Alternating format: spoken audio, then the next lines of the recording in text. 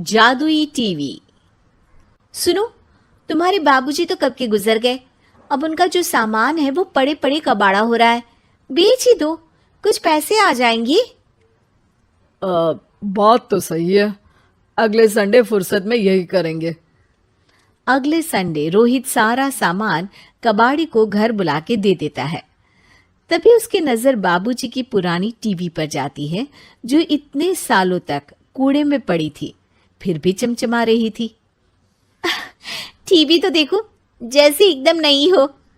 हाँ, बाबूजी को टीवी देखना बहुत पसंद था। उनका सपना था कि वो टीवी पे आए। एक बार मौका भी था जब वो अपने गांव के गाने सुनाने किसी चैनल पर जाने वाले थे, पर मैं और मेरा भाई लड़ पड़े और बाबूजी को घर पर ही रुकना पड़ा। चला के देखें क्या? हाँ हाँ, क्यों नहीं, देख लेते हैं। पर शायद ही चले। बाबूजी ने उस लड़ाई के दिन के बाद टीवी देखना ही छोड़ दिया था। टीवी चालू करने के लिए उसमें केबल वायर लगा दिया जाता है। एक न्यूज चैनल चालू हो जाती है।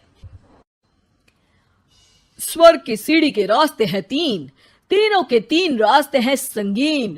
पहला रास्ता है सांप की बीन, दूसरा रास्ता घर में बिछा कालीन, तीसरा रास्ता कलकत्ता से चीन। ये क्या बकवास खबर है, कुछ अच्छा लगा दो। अरे आप बोलो तो सही, कोई अच्छी खबर सुना देता हूं। मेरा तो काम ही खबर देना है। अरे बाप रे, टीवी बात कर रही है। हाँ, ये न्यूज वाला मुझसे। हाँ हाँ, आपसे ही तो बात करूंगा ना, आपके घर में हूं तो। अरे ये सपना है क्या? तुम हमसे बात नहीं कर सकते? अरे सपना नहीं भाई साहब, ये टीवी जादुई टीवी है। बोलो, क्या खबर सुननी है, वरना ब्रेक लेने का टाइम आ जाएगा। सुप्रिया घबरा के टीवी बंद कर देती है। वो क्या था? अरे एक बार और चालू करके देखे, फिर से बात करेगा तो चैनल बदल देंगे। सुप्रिया फिर टीवी चालू कर देती है। अरे ऐसा कोई मुंह पे टीवी बंद करके जाता है क्या? मुझे बुरा लगा आपका नेचर। चाय पानी तो पूछो।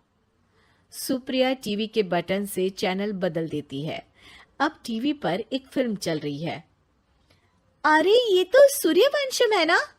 हाँ, और ये ठाकुर को जहर की खीर दे दी और उसको पता भी नहीं है। ए भाई, खीर मत पीना, उसमें जहर है, मत पीना। ठीक है महाशय, जैसा आप कहें। हाँ। अरे आपकी बात मान ली, पूरी पिक्चर ही अब तो बदल जाएगी। मतलब ये सच में जादुई टीवी है? तभी वहां कबाड़ी आ जाता है। भैया, टीवी के 150 दूंगा, चलेगा? अरे 1.5 करोड़ में भी ना दे तुमको ये टीवी हम। अरे 1.5 करोड़ खरीदने को होते तो तुम्हारे घर में ये पानी चाय नहीं पीता, अंबानी या टाटा के घर बैठा कोल्ड कॉफी पीता। रोहित कबाड़ी का हिसाब करके उसे वहां से चलता करता है और अपने भाई शशिकांत को फोन लगा के बुलाता है। शशि थोड़ी ही देर में वहां पहुंच जाता है। क्या हो गया भैया? अरे बाबूजी का टीवी याद है? हाँ हाँ, जिसमें घुसे रहते थे हमेशा वो, और अपने को कुछ नहीं देखने देते थे।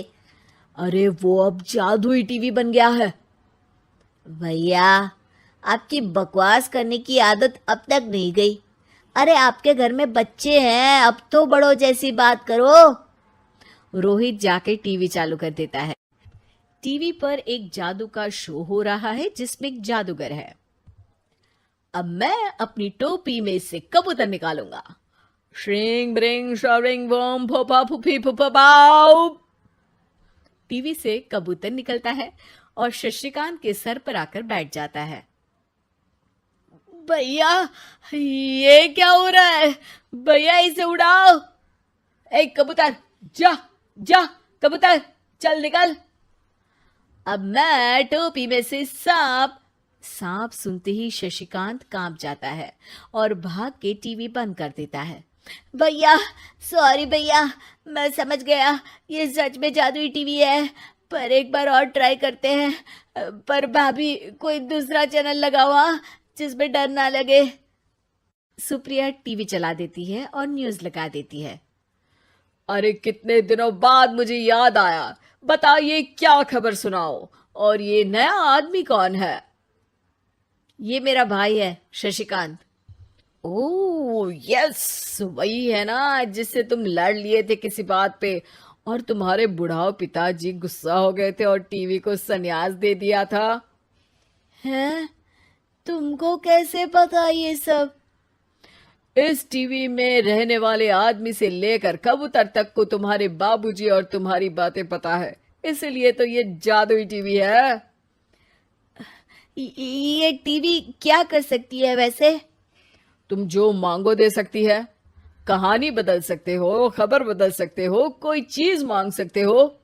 अरे भैया, ये टीवी मैं लेके जा रहा हूँ। बाबूजी का लाडला तो मैं ही था ना। अरे ऐसे कैसे? मैं बड़ा बेटा था, अब तक मेरे घर में टीवी थी ना। अब तक कहाँ गए थे पिताजी के लाडले? तुम्हारी गलती का एहसास भी है। अरे भैया, ज्यादा ना बोलो वरना भूल गए आपके दांत तोड़ दिए थे मैंने उस लड़ाई में। मेरी बीवी के सामने मेरी बेइज्जती करता है। रुक। दोनों भाई हाथापाई पे उतर जाते हैं। रुक, बताता हूं तुझे कि कौन बड़ा है। अरे छोटे का दम तो देख लीजिए आप। ये खबर आपके बाबूजी को देता हूं। तभी टीवी अचानक बंद हो जाता है। अरे शायद टीवी नाराज हो गया।